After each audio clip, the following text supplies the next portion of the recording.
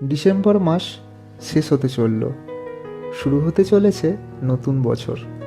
এই সব বলে ফালতু সময় নষ্ট করব না, তুমি তো সমাজপ্রেমী মানুষ। আসো, তোমায় একটু সমাজের ভাষায় বুঝিয়ে বলি।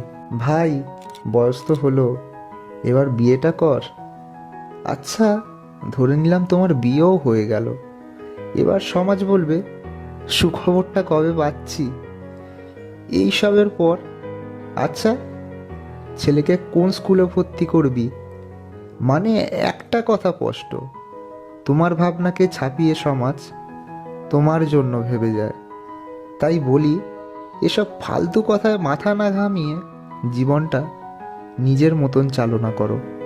আর যদি সমাজের কথা শুনবে তাহলে শোনো, আর নতুন বছরে বাঁশবাগানের মালিক হয়ে ওঠো। যাই হোক, এইসব বাদে একটাই কথা বলবো, নতুন বছরটা নতুন করে শুরু করো। সমাজের কথায় নয়, নিজের কথা ভাবো।